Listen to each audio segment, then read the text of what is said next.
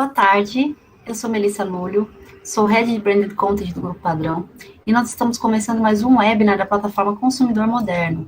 Essa é mais uma entre as muitas iniciativas criadas por nós para levar para você e para sua empresa o máximo possível de informação estruturada sobre o comportamento do consumidor, as melhores práticas das empresas.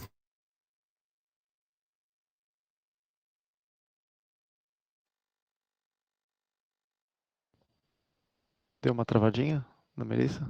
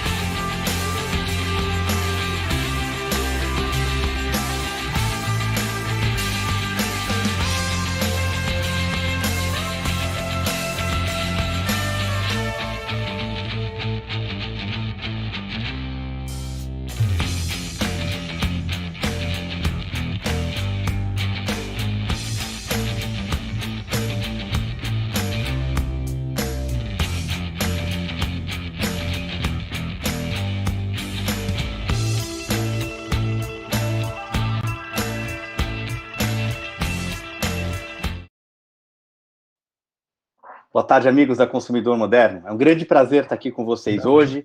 Nós temos hoje aqui um convidado muito especial para trocar uma ideia com a gente sobre multicanalidade, que é o André Beisser, que é diretor de mídias digitais e de negócios digitais da Isinvest.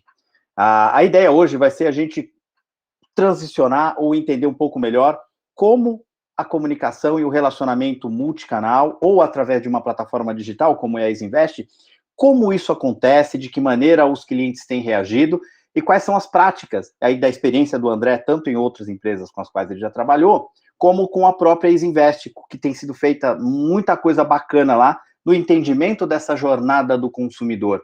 Então, uma boa tarde a todos e eu queria trazer aqui o André da Isinvest para dar uma boa tarde aqui para os nossos ouvintes. Boa tarde, pessoal. Obrigado, em primeiro lugar, pelo convite. E vai ser um prazer conversar um pouco com vocês sobre omnicanalidade e multicanalidade. E como o Elcio comentou, eu lidero negócios digitais na Isinvest. Eu estou na Isi há 1 ano e meio. Então, dentro de negócios digitais, tem a área de Product Design, planejamento estratégico e Data Science, CRM, e toda uma área de novos negócios e Business Development. Então, tem um pedaço aqui de fintech, de corretora online, 100% online, que eu posso conversar. E acho que vale a pena também mencionar, né, antes da Isi, eu trabalhei na C&A por 5 anos, liderando estratégia digital. Então, lá eu tocava o e-commerce e toda a estratégia digital, então a parte de CRM, Advanced Analytics, transformação digital, uma parte grande também de transformação cultural. E então, omnicanalidade, quando a gente fala para varejo físico e moda, é um tema quentíssimo. Então, acho que dá para dar umas pinceladas nesse setor também.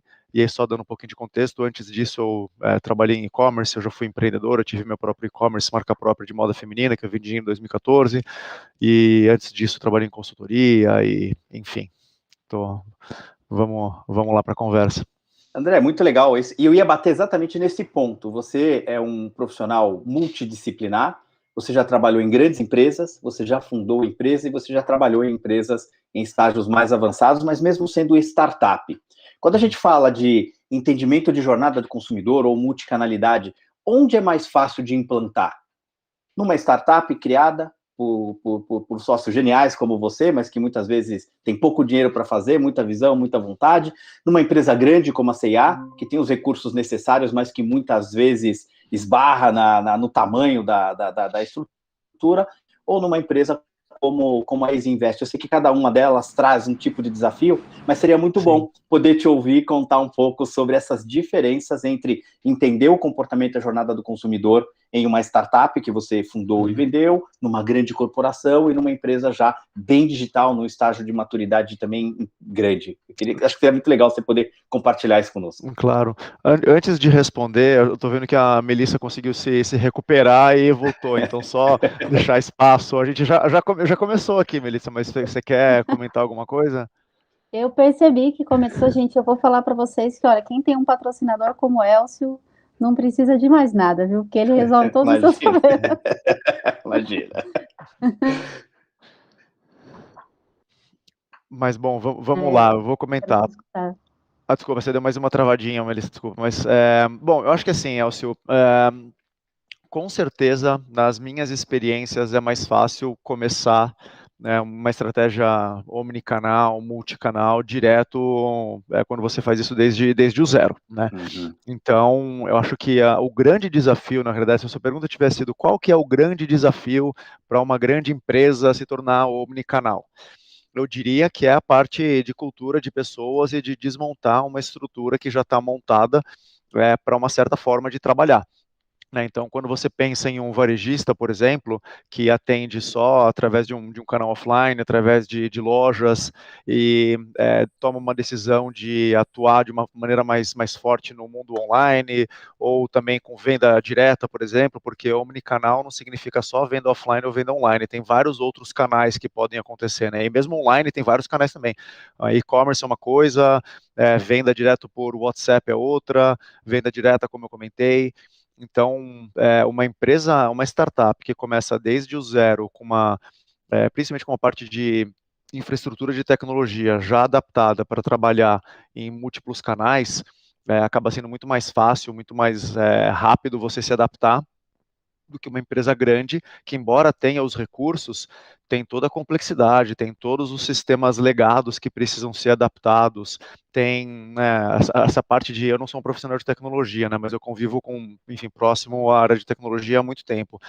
Então, você trabalhar com sistemas legados que são de diferentes companhias, diferentes linguagens, diferentes épocas, e adaptar isso tudo para uma estrutura, um Order Management System, por exemplo, que vai conseguir olhar para todos os canais e ter uma coisa conversando com a outra, né? Estoque da loja física conversando com o estoque de um CD central, conversando com, com o estoque de um país inteiro, quando você olha para uma empresa grande. Isso é muito complexo, muito caro. E aí entra um outro ponto que quando você é uma empresa grande, todo projeto que é aprovado precisa se pagar, né? Então, quando você olha para essa complexidade de adaptação da infraestrutura de tecnologia e quanto que isso vai se pagar quando você pega um e-commerce, por exemplo, que representa, ou antes da pandemia, né, tem o AP e DP, né, antes da pandemia e depois da pandemia. Então, antes da pandemia, o varejo alimentar, por exemplo, tinha, acho que, 0,5% da venda do varejo alimentar era online. Moda, por volta de uns 4, 5% ali, né? Então, quando você olha a participação dessas vendas no total, é difícil justificar um investimento muito grande, né? Então, como todo mundo já deve ter visto, 2020 veio para virar tudo de ponta cabeça, e aí as empresas que estavam investindo em omnicanalidade, em transformação digital antes da pandemia, né, se antecipando e tendo já um olhar para o futuro, sabendo que esse seria o lugar onde o mundo iria em algum momento, em alguma velocidade que poderia variar, essas empresas estavam mais preparadas, são as empresas que estão hoje melhores, né, obviamente. No caso da Easy, a Easy tem uma história super interessante, porque a Easy Invest, ela tem mais de meio século de existência. como corretora de valores, dá uma cara de surpresa da Melissa aí, pois é, como corretora de valores, né, era título corretora de valores, na década de 90 foi comprada, né, por outros sócios que se mantêm até hoje, na virada do milênio ali foi o primeiro home broker, para pessoa física, digital e tudo mais, foi o da Easy, e alguns anos atrás teve uma outra transformação com a entrada da Advent, né, um dos principais fundos de private equity da América Latina e do mundo, e a Easy é uma corretora 100% digital, né, então não tem assessor de investimentos, não tem agência, então por esse lado a gente é monocanal, né? Mas a Isinvest ela é multicanal na forma como atende os clientes, né? Então a gente tem um objetivo, assim, quase uma filosofia de vida muito importante, que é de facilitar a vida dos nossos investidores, né? A gente quer tornar investimento algo acessível e fácil para toda a população do Brasil. Então, com esse grande objetivo, não dá para depender de atendimento humano para todas as pessoas. A gente precisa contar com uma experiência muito fácil, com muitas informações, com vídeos explicativos, com educação financeira, para empoderar os nossos clientes a tomarem as suas decisões de investimento, né, por conta própria, baseado em todas essas ferramentas que a gente fornece.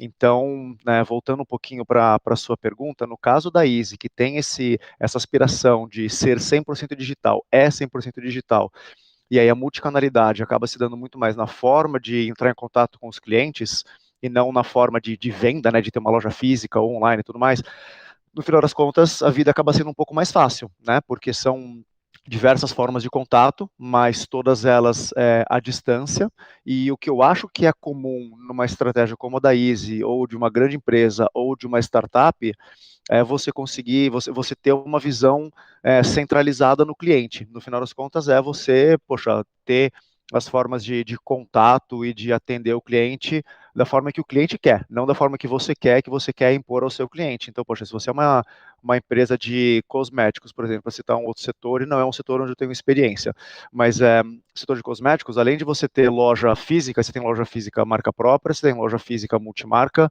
você tem loja online, né, você tem e-commerce, e você também tem venda direta, que é muito forte em cosmético. Então, nesse caso, na minha opinião, você ser omnicanal é você estar em todos esses canais, porque o teu cliente está te procurando em todos esses canais, né? No caso da Easy, eu preciso estar presente no app, eu preciso estar no app Android, no app iOS, tem que estar no desktop também. A gente acha que o mundo é só mobile, mas não, muita gente pesquisa mobile e depois toma a decisão de investir no desktop, né, na web.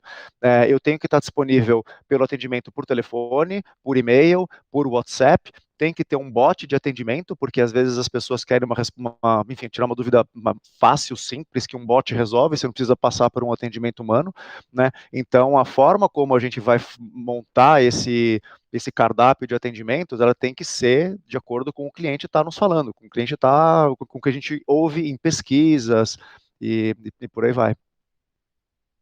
Desculpa pela resposta longa aqui, eu me empolguei.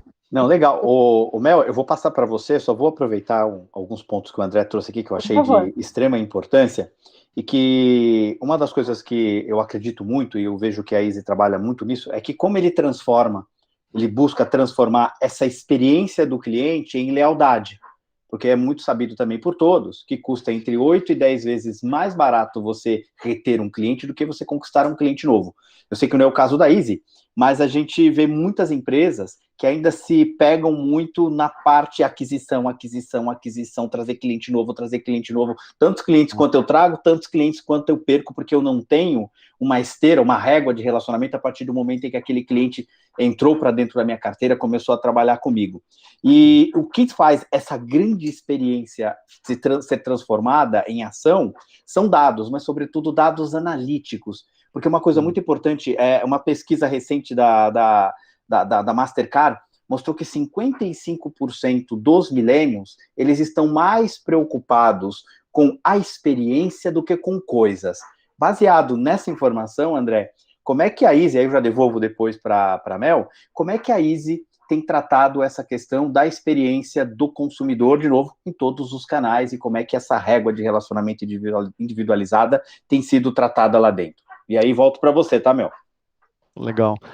Olha, eu acho que um ponto que é bem interessante, né? Acho que assim, experiência do consumidor tem dois grandes pilares, né? Um é esse que eu comentei de facilidade, democratizar investimento e realmente mostrar para as pessoas que quem tem dinheiro na poupança e deixa o dinheiro a vida inteira, ou sei lá, 10 anos na poupança, ao invés de investir em uma corretora, em outros fundos que têm o mesmo nível de risco, às vezes um nível de risco até menor do que da poupança, com rentabilidade maior e tudo mais, o impacto que esse rendimento adicional traz na vida de uma pessoa ou de uma família é completamente transformador. Você imagina 1 ponto percentual, 2 pontos percentuais a mais de rentabilidade por ano, quer dizer, pouca coisa, ao longo de 10, 20 anos, é o suficiente para uma pessoa pagar a faculdade de um filho, alguma coisa assim, né? Então, André, para piorar, né, na atualidade, a poupança está com juros negativos. Então, não é que você teve um ponto, você teve abaixo, aquele R$1 que você comprava algo no começo do ano, você não compra, você compra menos no ano seguinte, mas segue aí. Não, é isso mesmo, né? E até, poxa, até um dos fundos que eu mesmo apliquei tinha, agora eu acho que não tem mais, mas tinha um CDB pré-fixado 12% ao ano, com proteção do FGC, sabe? Quer dizer, risco zero. Então, poxa, imagina, né? As pessoas não têm conhecimento que existem esses produtos e isso realmente tem um potencial de transformar a vida das pessoas, né? Então, acho que, pensando, né, em experiência, um pilar é esse de facilidade e o outro que a gente tem é de educação financeira. E aí, no caso de educação financeira, a Isinvest criou um canal que se chama Invest News. Então, eu não vou falar números aqui para não cometer um possível erro, né? Mas é um dos maiores canais de notícias, né, de conteúdo financeiro, liderados ali ou capitaneados pelo Doni Denútil e pelo Samidana. Então, no Invest News tem muito conteúdo acessível, com uma linguagem que não é economês e que, desde uma pessoa que conhece bastante, vai ter informação relevante, quem não conhece vai conseguir entender. E a Isinvest tem uma estratégia de investimentos de marketing bem diversificada, né? Então, desde uma presença bem relevante em mídia offline, ali na Jovem Pan, muita mídia online, o Invest News, né? Então, o que eu acredito que é a estratégia correta é uma estratégia diversificada, não é você ser, né, xiita e pensar, não, experiência para o meu cliente é só experiência online, eu vou ser o mega master em dados e é só isso que eu vou fazer, tipo, não, tem um pouco de tudo, né? Então a gente tem uma área de marketing extremamente analítica, a gente tem uma DMP, a gente investe de uma forma muito inteligente, né, mirando clientes que realmente têm uma propensão maior de investir.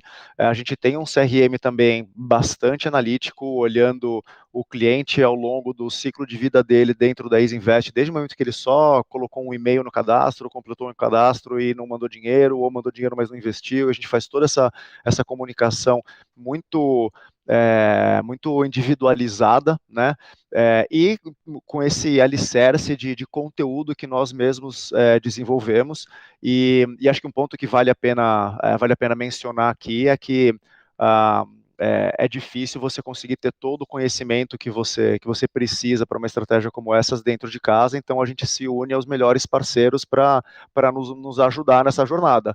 E um grande parceiro que a gente tem nesse funil todo é a Always On, né? Então, um agradecimento aqui e é isso. Obrigado, viu, André? Você não esperava.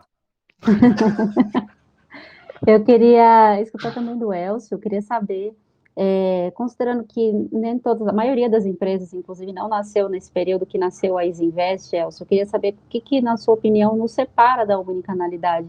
Por que a omnicanalidade é tão distante da realidade das empresas hoje, ainda que a multicanalidade seja uma realidade, né? As empresas, elas estão presentes em vários canais, mas elas não têm essa realidade da Isinvest, que é uma coisa integrada, que é esse sistema que a gente sabe que se conversa. Queria que você comentasse um pouquinho sobre isso para a gente.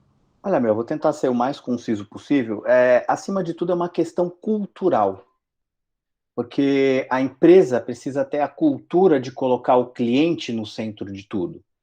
Só que hoje, ao mesmo tempo que ficou mais fácil, ficou mais complexo do ponto de vista da quantidade de canais que você tem para administrar. O André trouxe aqui, poxa, a gente fala com o consumidor por SMS, a gente fala com o consumidor por WhatsApp, a gente fala com o consumidor por chat, mas um chat inteligente, que a maioria dos chats não são, o cara coloca lá com as 180 perguntas e respostas padrão, e aquilo transforma uma experiência muito ruim, principalmente quando a empresa pretende solucionar todo o atendimento através de robô, e um robô meio burro, que não tem ali um dicionário semântico, tem todo um trabalho que deveria ser feito para utilizar melhor. Mas é uma ferramenta super importante para atendimento. Eu tive recentemente conversando com o CEO da High Platform, numa entrevista, e ele me falou que quase 60% dos problemas dos clientes deles são resolvidos por chat. Eu achei isso espetacular, é um número e tanto. Então, como é que as empresas conseguem fazer isso? Primeiro, com uma questão cultural. E aí eu acredito realmente que é uma visão top-down. O C-level da empresa, o nível gerencial da empresa deve olhar para o cliente como uma prioridade. E quando você olha como uma prioridade, isso tem o investimento que você vai fazer, a direção dos esforços, ele vai sempre na direção do consumidor. Não necessariamente ela é muito A e B, tipo, eu coloquei 10 mil e voltou 15 mil. Nem sempre é assim. Mas ao longo do tempo, essa jornada faz sentido. Então, eu acho que começa assim, com uma questão cultural, e aí a gente começa com, se a gente for falar aqui em 5 pontos mais óbvios que as empresas poderiam chegar, primeiro, já que eu tenho foco em experiência do cliente, quais são os meus objetivos principais? Isso deve ser divulgado, isso deve ser espalhado como uma cultura pela empresa. O segundo é como é que eu coleto esses dados e como é que eu mantenho esses dados acurados. Porque uma coisa é eu criar um data lake, eu criar um repositório de dados, e a outra é como é que eu utilizo esses dados corretamente para que eu possa fornecer informações estratégicas em todos os níveis da empresa. Eu digo todos mesmo, desde o nível do André, do CEO, até o atendimento lá, que está fazendo pelo call center, um atendimento, ele precisa receber essas informações para que a experiência do cliente seja uma experiência completa. Tem que analisar os dados com foco nessas necessidades, e aí tem uma coisa super importante que é, você tem que validar as hipóteses, porque essas necessidades mudam. O André falou uma coisa muito interessante aqui, você tem AC e PC, você tem antes da pandemia e depois DP, depois da pandemia, e os consumidores, alguns, por exemplo, os milênios, eles são mais fiéis hoje do que eles eram 2 anos atrás, mas houve uma super infidelidade do consumidor. Então você tem que sempre estar testando hipótese. E o último é o uso desses dados acurados para criar experiências customizadas. E é impossível você fazer isso sem o uso de tecnologias. Mas um grande erro, a gente já falou disso aqui em outra oportunidade, é utilizar primeiro a compra da tecnologia para resolver uma carência que você tem. Então você vai pagar uma tecnologia cara, vai implementar, e aí você descobre que seus dados estão todos cilados, e você gastou tempo, dinheiro da organização, de todos os gestores envolvidos no projeto, e você não consegue potencializar o que você realmente podia fazer se a questão dos dados tivesse sido pensada como algo estratégico. Porque a gente aqui fica o tempo inteiro falando, parece uma música de uma nota só, mas os dados, eles fazem toda a diferença, mas os dados têm que estar apontados para o desenho estratégico, e aí, voltando ao início da sua pergunta, é uma questão cultural. Se a empresa não tiver uma cultura de atender e de cuidar do cliente de maneira com essa experiência incrível em qualquer canal, isso tudo fica blá, blá, blá, e aí é um me engana que eu gosto. Só complementar um ponto, eu acho que é engraçado, né? Dados, parece, algumas pessoas, e aí, principalmente pessoas ou empresas que nunca trabalharam, né, com dados e um modelo mais old school, assim, tem um pouco a impressão que Big Data é um programinha que você coloca num pendrive, coloca no computador, aperta um botão e vai, e pronto, e os dados vão me dar resposta. E não é assim que funciona, né? Tudo começa com uma estratégia, com um propósito. Você não chega e fala, vou implementar uma estratégia de Big Data na empresa, porque leu alguma coisa e te vai fazer isso. Não, tipo, qual que é o problema que você quer resolver, né? Eu preciso fazer uma previsão de demanda melhor para o meu business. E a quantidade de variáveis que eu estou colocando, não estão sendo suficiente para um modelo do Excel rodar. ou travou o computador, ou tipo, não está indo, precisa de alguma coisa que, sabe, não está... Nesse momento que você já tem uma estratégia de dados, porque você já tem um problema a resolver, já identificou ali mais ou menos quais são as variáveis que impactam, já sabe quais são as áreas da empresa que vão ser os clientes, o que você precisa é de força, de um motor mais potente. Aí entra uma estratégia de dados, uma infraestrutura diferente, você vai pensar, tipo, vou montar na nuvem X, Y, Z, onde que vai, ou quem que vai me ajudar, quem que são os parceiros que têm esse conhecimento, que já tem esse histórico, e é muito caro você inverter a ordem e ir primeiro para a infra e depois para identificar quais problemas que você vai resolver. E muitas vezes isso, assim, dependendo do tamanho da empresa, é mais de ano para você montar uma estrutura de um data lake, montar uma estrutura de dados. Então, entre você tomar a decisão e aquilo estar pronto, de repente já mudou. Assim, eu vi isso acontecer. O desenvolvimento que teve estrutura em nuvem e as ferramentas disponibilizadas pelos grandes players, assim, de um ano para o outro, é brutal a diferença e é muito difícil de tomar decisão com 100% de convicção. Então, realmente, pessoas, estratégia, qual que é o problema, vai se unindo a parceiros de fora que tem esse conhecimento e aos poucos, não devagar, mas de uma forma modular. Eu acho que é isso, fazer uma analogia com o desenvolvimento de produto, é microserviços, não é você comprar uma suíte pronta gigantesca de prateleira. Perfeito. E aí, vocês estavam comentando sobre, eu achei muito legal isso que você mencionou, André, que vocês estão presentes, por exemplo, em WhatsApp, no desktop, no aplicativo iOS e Android, isso também é uma forma de multicanalidade. E aí, eu queria que vocês comentassem o seguinte ponto. Eu acredito que, a depender do seu perfil, do seu público, você precisa estar em alguns determinados canais. E eu queria que vocês comentassem como que os dados, inclusive, podem ajudar a identificar qual é esse público e a determinar quais canais você precisa estar presente para que você não tenha, inclusive, um custo extra com um canal que você não precisa ter. Porque também não é preciso estar em todos os canais, né? Eu queria primeiro que o Elcio comentasse e depois o André, por favor. Eu acho isso super importante. Toda organização ela deve se preocupar muito, primeiro, em atender o cliente integralmente, porque um cliente fiel, ele consome mais, ele tem uma margem de contribuição melhor e ele fica mais fiel à sua marca.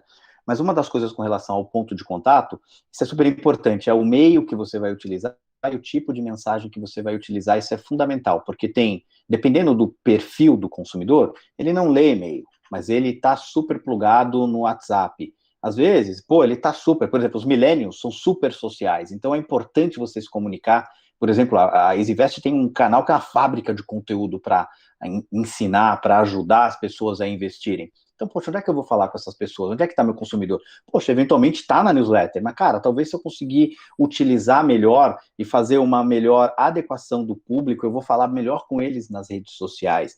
Ou vou mandar um SMS, que às vezes é caro, um WhatsApp, que você vai mandar, às vezes custa muito caro. Mas o mais importante é o que a gente chama do custo permissivo. Dado aquele objetivo que o André bem falou, o resultado que você espera ter, poxa, se eu não mandar para esse cliente esse WhatsApp, que eu estou fazendo o esforço, não é o cliente que está me buscando, ele custa muito caro o disparo. Mas qual é o custo de eu perder esse cliente? Então, lá na matriz de decisão, qual é o custo permissivo?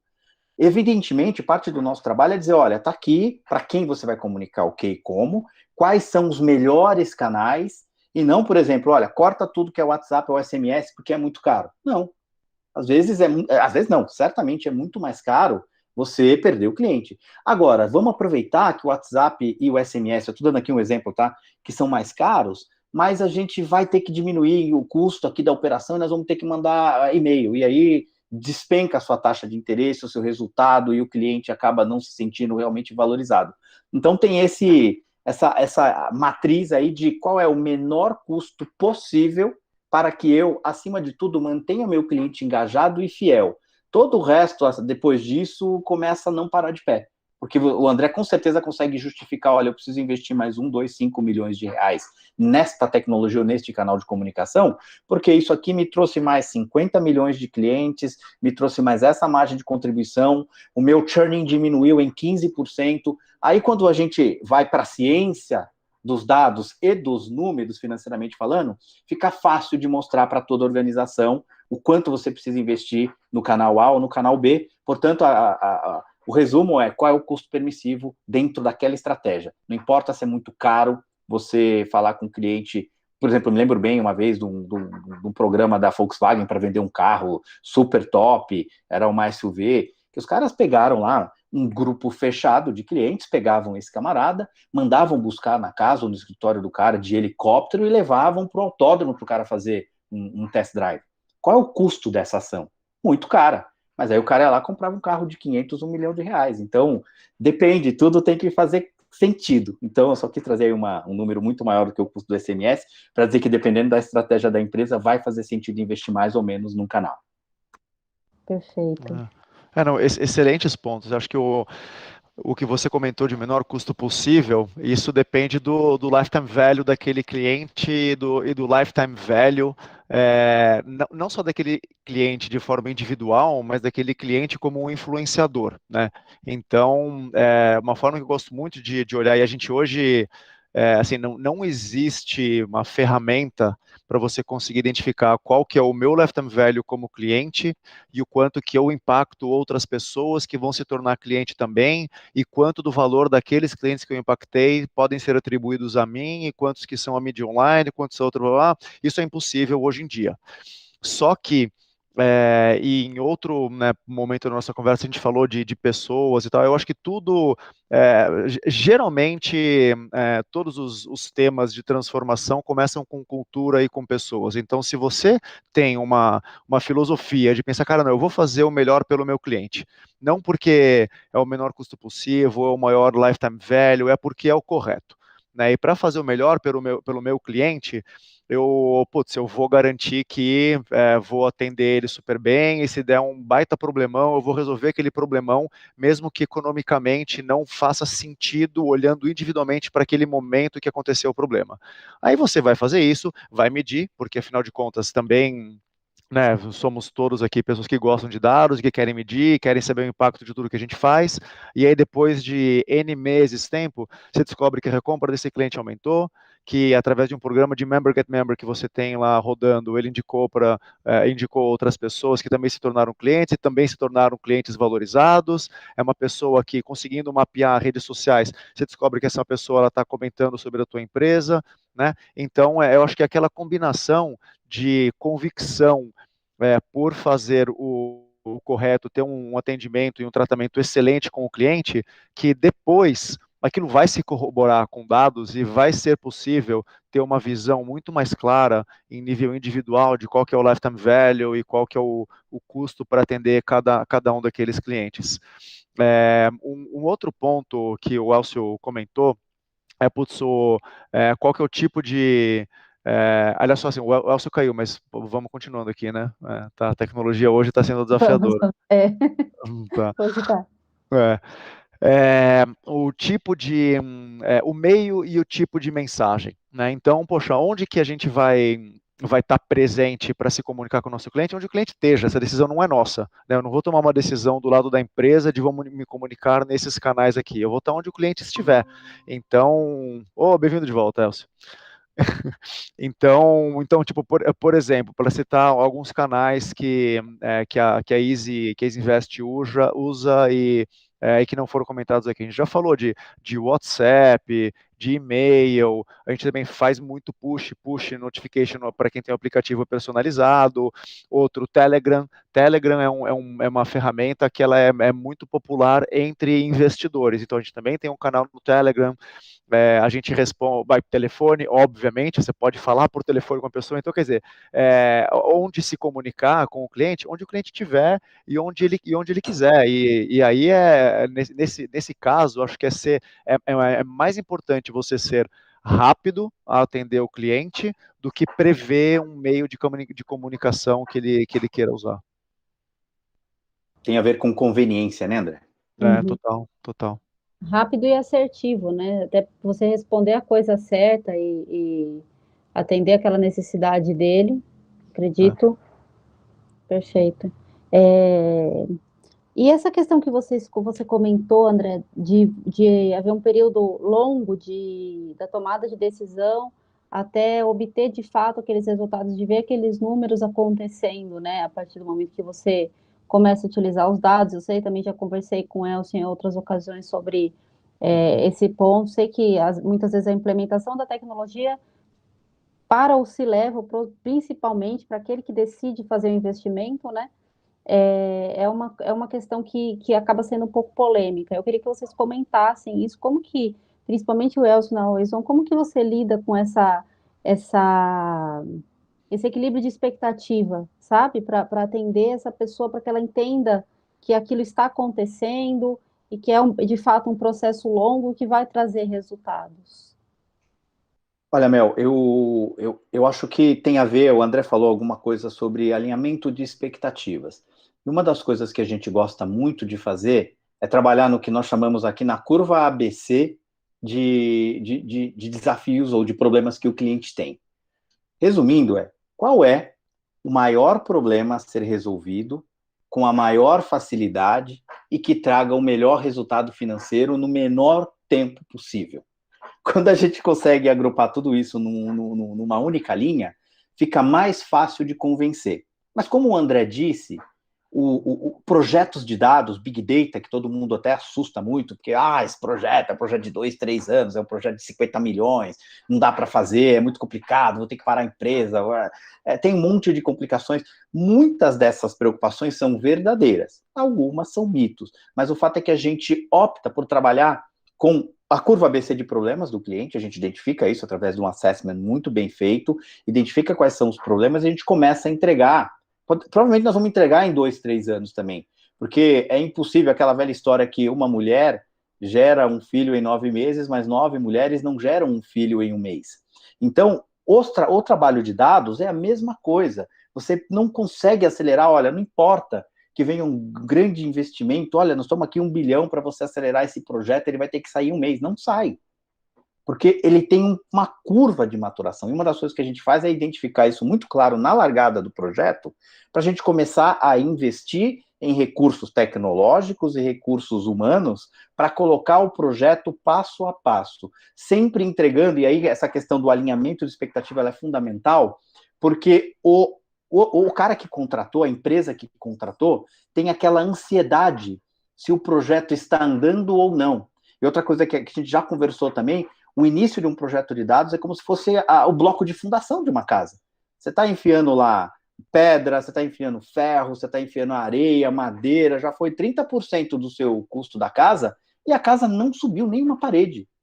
E dados é a mesma coisa. O cara fala, peraí, mas esse projeto está andando, não está? Então, um dos grandes fatores críticos de sucesso que a gente enfrenta nos projetos é esse alinhamento com o nosso cliente. De falar, olha, está andando, tem um cronograma, todas as coisas estão acontecendo, e aí a gente se preocupa muito em começar a fazer pequenas entregas ao meio, no longo do caminho, porque você vai ganhando a confiança, de novo, vai entregando efetivamente aquilo que o cliente comprou, mas você vai ganhando a confiança de que nós estamos no caminho certo. Diferente do modelo PMI de implementação de um projeto desse, que tem um projeto gigantesco, que vai levar 2 anos e que ele vai seguindo ali aquela rotina, você só vai ver resultado lá no começo do segundo ano. A gente não trabalha dessa forma. A gente precisa lidar com essa questão humana, que é a ansiedade e o alinhamento de escopo que você tem com o seu cliente. Então, esse é um fator crítico de sucesso que pode fazer toda a diferença entre o projeto decolar e ter sucesso e o projeto andar de lado e até ser descontinuado por falta de acreditar que isso vai trazer benefícios para a companhia e para os consumidores lá na ponta, óbvio. Te ouvindo, Elcio, eu lembrei de uma das minhas camisetas favoritas. E essa minha camiseta ela é muito simples. Ela tem uma equação escrita aqui. Felicidade igual a realidade menos expectativas. Então, acho que em todo projeto, especialmente quando você olha para dados e atendimento ao cliente, é essencial deixar muito claro quais serão os milestones, pelo qual o sucesso vai ser medido ao longo do tempo desse projeto, porque não existe um término. Né? Dados não é projeto, né? Tipo, personalização de comunicação, enfim, isso não é um projeto, é uma estratégia e algo que não tem fim. Então, e tem uma fase inicial ali de preparo que leva um tempo, né? Então, como que você consegue provar, né, mostrar valor e que aquilo está gerando valor já para o cliente, sem ter um impacto direto em vendas ou em algum KPI de negócio? Então, poxa, é identificar quais são os KPIs intermediários, alinhar que aquilo é o que vai estar se buscando no primeiro mês, segundo mês, terceiro mês e tudo mais, e considerar aquilo, tipo, vitória sim, é uma vitória, né, porque é um pedaço do investimento que você está tendo para depois impactar o cliente. E depois, num aprendizado, você vai ter, sei lá, um resultado no exposto versus controle, que vai ter um delta de, sei lá, 5%, vai, e isso vai ser sucesso, por mais que o objetivo de longo prazo seja 30%, né, então, de novo, o combinado não sai caro, né, só para usar mais um chavão aqui, então, todo projeto de longo prazo, isso é o mais importante, é ter os recursos e alinhar as expectativas. Perfeito. E aí, pensando no fato de que muitas vezes vocês produzem conteúdo lá na EasyInvest, até para o cliente, entre aspas, se virar sozinho, né, para ele aprender, eu queria entender como que vocês captam feedbacks e entendem como que está sendo a experiência do cliente lá dentro, André. Olha, a gente tem várias ferramentas, né? Então, ao longo da experiência do cliente dentro do app da Invest, tem mecanismos, né, para o cliente dar um rating de como que foi aquela experiência e oferecer também um comentário de forma dissertativa. A gente mede o NPS do cliente, a gente tem não só o NPS, né, por simples recomenda ou não recomenda, mas em diferentes etapas e também com perguntas mais detalhadas. A gente tem uma área de pesquisa e a gente tem pesquisa quant, pesquisa quali, entrevista, focus group, e além de um mapeamento também de comentários em redes sociais para conseguir, né, identificar o que as pessoas estão falando de forma espontânea em ambientes fora da EasyInvest, né? Então, a nossa área de dados, ela consolida todas essas informações e gera insights para todas as áreas da empresa trabalhar. Então, por exemplo, o NPS, né, como eu comentei, além da nota do NPS, tem todos os comentários. Então, a gente precisa identificar o que esses comentários estão dizendo de forma automática, porque não dá para ler todos os comentários, e direcionar isso para cada uma das áreas, fazerem as mudanças e depois medir novamente, né? Então, isso é um processo constante que a gente tem, e não é algo que existe há muitos anos, né? E nesse último ano e meio, a gente, eu não posso falar números específicos, mas a gente teve um crescimento de mais de 10 pontos no nosso NPS, que era bom e ficou melhor ainda, graças, em parte, a essa estratégia. Perfeito. Elcio, essa é uma estratégia que a gente pode dizer que é orientada a dados. O que é ser orientado a dados hoje? A gente, como filosofia de trabalho lá na nossa empresa, a gente atua em 3 pilares. E eu vou só contar a história para poder contextualizar a resposta à sua pergunta. A primeira, a gente coloca sempre o consumidor no centro de qualquer decisão que a gente vai tomar. A segunda coluna, a gente trabalha com os dados disponíveis. E a terceira, a gente gera insights para que todos na organização possam tomar decisão. Então, com relação à tua pergunta relacionada a dados, os dados, eles vão ser fundamentais para, numa jornada complexa desse consumidor, que é multicanal, a única forma de você entender com acuracidade o que aquele usuário, aquele consumidor busca, o que ele quer, e principalmente modelagem preditiva para dizer o que ele ainda nem sabe que quer, sabe? A gente vai entregar o iPhone para ele, que ele nem sabia que queria e virou o celular mais valioso do planeta. É isso que a gente tem como objetivo, entender, fazer modelagens estatísticas e gerar insights ali na ponta para os nossos gestores, para que eles possam tomar decisão de maneira correta. Então, dados nessa jornada do consumidor atrelado à tecnologia é tudo. porque é impossível, não é, de novo, a gente falou aqui de custo efetivo, não é custo efetivo você colocar um monte de pessoas para fazer isso. Primeiro que vai dar errado, porque segundo que vai ter um custo que inviabiliza o projeto. Então, ali tem aquela dorzinha no início, de acreditar, quase é um ato de fé mesmo, né? Eu brinco aqui, de a gente acreditar naquilo que não está vendo. Então, a gente começa a trabalhar na construção, sempre voltado para um objetivo estratégico, que é fundamental, eu preciso saber para onde eu vou, para que eu comece a estruturar esse projeto, e aí esses dados, eles são realmente, nesse aspecto, o petróleo que a gente precisa para gerar experiência, para entender comportamento, para perceber, por exemplo, poxa vida, esse cliente, baseado nesses passos que ele deu na jornada, ele é um cara que está para cancelar, como é que a gente evita isso? Eu não posso contar as informações, mas a gente teve um trabalho como esse para a Easy, que os clientes recebiam algumas newsletters e a gente começou a criar ali umas fases de retenção, e aquilo foi muito bacana. Então, como o conteúdo da Easy é muito rico, a gente começou a entender que, poxa vida, tem mais clientes interessados nesse tipo de conteúdo. Então, a gente começou a mandar. Tem mais pessoas interessadas nesse aqui da poupança. Então, a gente começou a entender isso e começou a entregar aquilo que tinha de mais valor para o consumidor. Então, os dados, nesse sentido, eles são tudo. Porque, senão, a gente começa com um monte de palpite. E aí, esse seria o caminho certo para que o projeto tivesse descontinuidade. Trabalhar com guessing, eu acho que é isso que o consumidor quer. E geralmente a gente se surpreende quando a gente entende o que o consumidor quer versus aquilo que nós achávamos que o consumidor gostaria e queria. Então, é a ciência mesmo, essa palavra está em moda, né? Então, é a ciência a serviço do homem e das empresas, né? Com certeza. Com certeza. Não dá para ser guru, né? Não dá. Perfeito. E aí, a modelagem preditiva que você mencionou, Elcio, isso ainda como é que eu posso dizer? Ainda é uma expectativa muito grande, ainda é lenda, ou isso já existe, já acontece de fato? É possível ter uma modelagem preditiva hoje? Acontece muito e vai acontecer cada vez mais, principalmente com a utilização de tecnologias de inteligência artificial e máquina de aprendizado.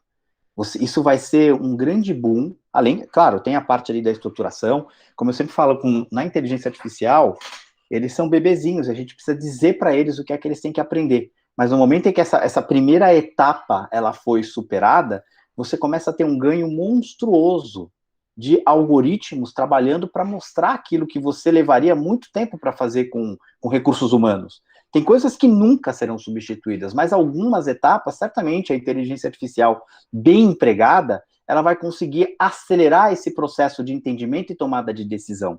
Então, algumas empresas já estão, obviamente, muito mais evoluídas e outras um pouco menos.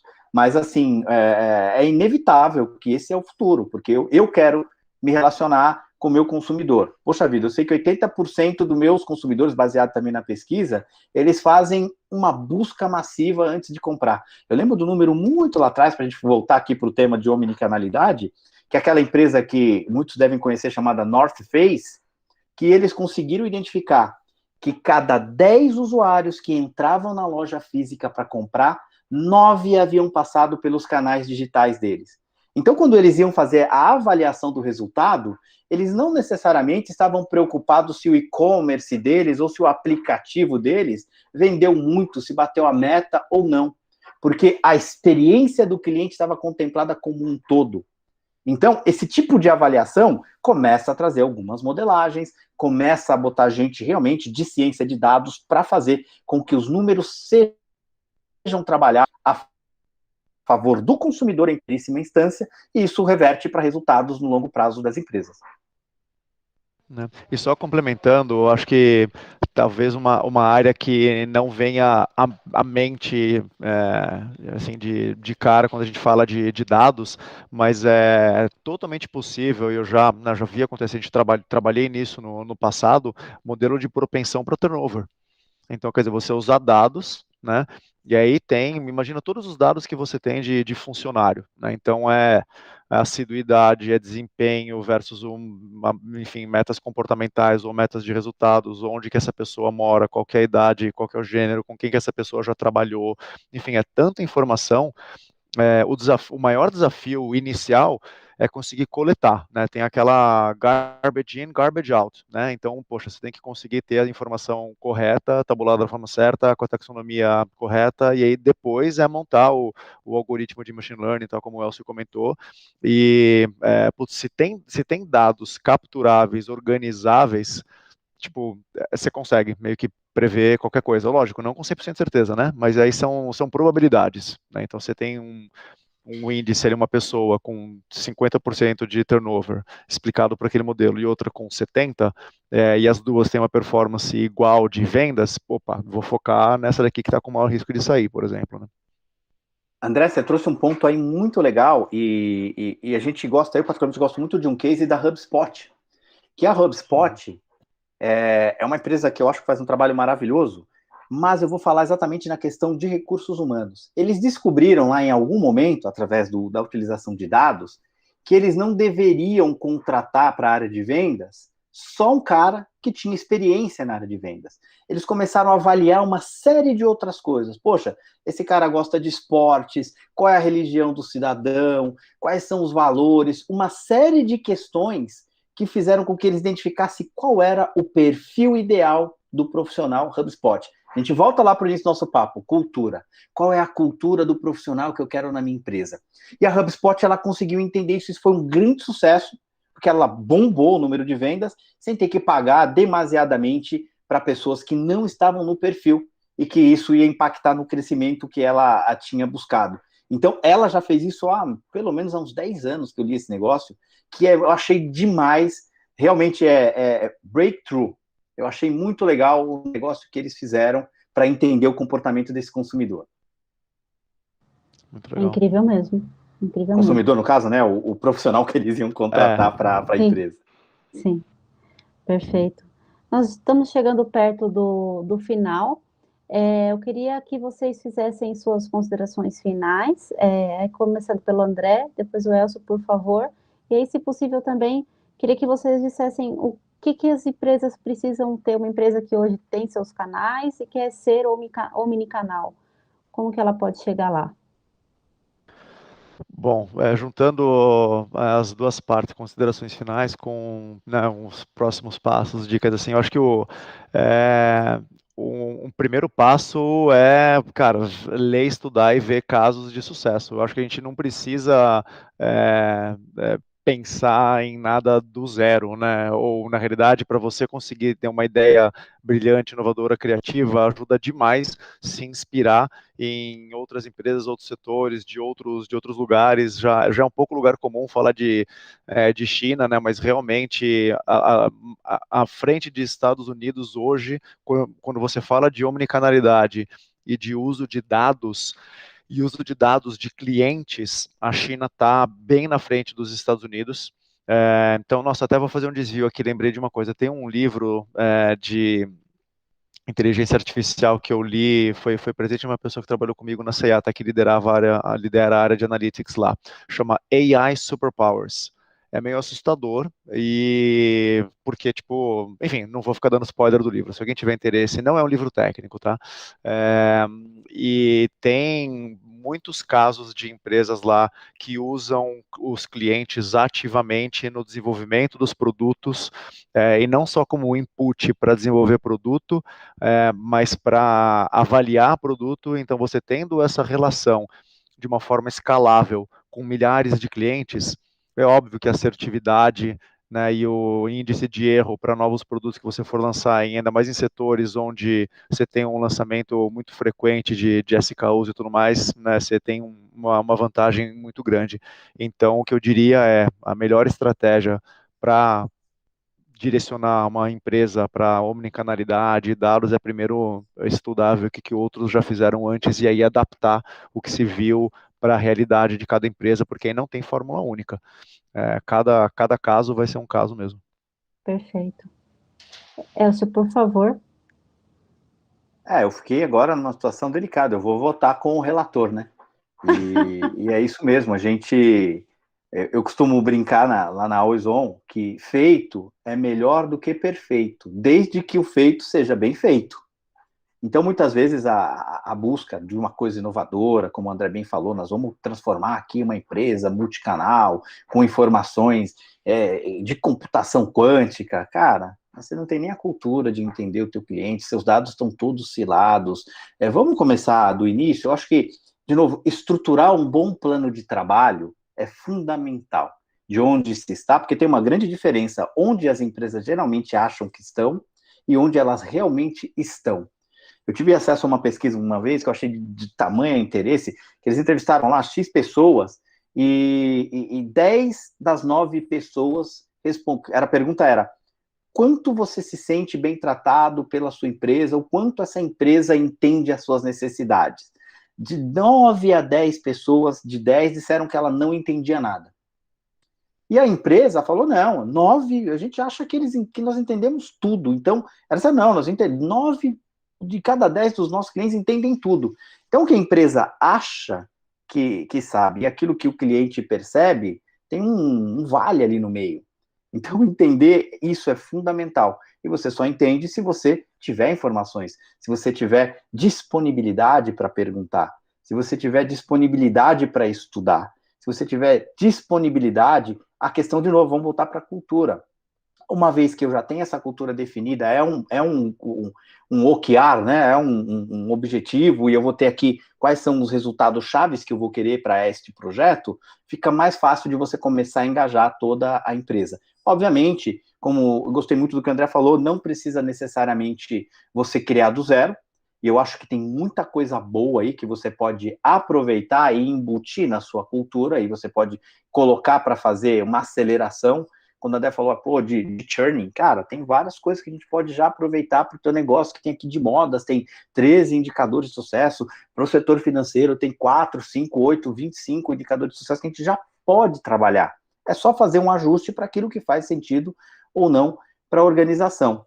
E por fim, assim, a gente nem combinou isso, Mel, mas eu queria aproveitar aí para os nossos internautas e disponibilizar um material que nós fizemos aí em conjunto, que é aquele e-book de Social Analytics, que é muito legal. Uma das coisas assim, que os millennials, que hoje são muito importantes para as empresas, eles são massivamente consumidores vorazes de redes sociais.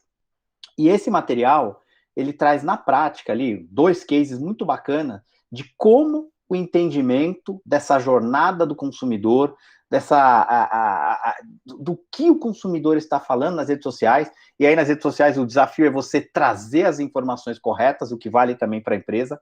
A gente trabalha muito com o conceito de efficient data, ou dados eficientes. Eu quero trazer todos os dados. Não necessariamente você precisa de uma estrutura. O André falou lá atrás, poxa, sair fazendo de qualquer jeito, o que você vai ter de custo de infraestrutura já inviabiliza o projeto. Então, vamos identificar quais são ali os seus fatores críticos de sucesso, quais são os seus objetivos-chave, qual é a sua curva ABC, para a gente começar a trazer esses dados. E quando a gente fala de redes sociais, é a mesma coisa. Tem muitos dados e a gente tem que saber o que perguntar na hora de fazer uma análise de redes sociais. Com isso, eu vou disponibilizar aí, olha, podem pedir lá tanto aqui no chat, quanto no e-mail descomplicando@aodigital.com.br. A gente vai disponibilizar para todos que tiverem interesse esse e-book, que foi feito junto com a Consumidor Moderno, e que desmistifica o quão difícil é fazer uma análise de social para trazer dados de negócio para a tua empresa. Tem um case muito legal lá que consegue superar e se destacar no mercado de 100 milhões de dólares, escutando socialmente o que aqueles consumidores queriam. Então eu queria, por fim, agradecer muito a presença do André. Sei que foi difícil ele conseguir esse espaço na agenda dele. Queria agradecer de coração aí, André, pelo papo. Foi muito rico, aprendi muito com você. Como sempre a gente sempre troca ideias e aprende cada vez mais. Então, muito obrigado pelo seu tempo, obrigado aí pelo papo. Acho que espero que tenha sido muito instrutivo para a nossa audiência, assim como foi para mim. Muito obrigado, André. Um grande abraço, meu amigo. Obrigado a vocês. Obrigado pelo convite e foi um prazer conversar aqui com vocês. E também, sempre que eu te ouço, eu aprendo alguma coisa nova. Então foi ótimo. Perfeito. Eu agradeço muito aos dois e agradeço também a nossa audiência, sempre fiel. Convido a todos que continuem nos acompanhando pela Consumidor Moderno. Inclusive, os e-books que a gente produz com a Always On estão lá na nossa área de e-books também, lá na Consumidor Moderno, dentro dos especiais. Por favor, continue nos acompanhando e até a próxima. Obrigado.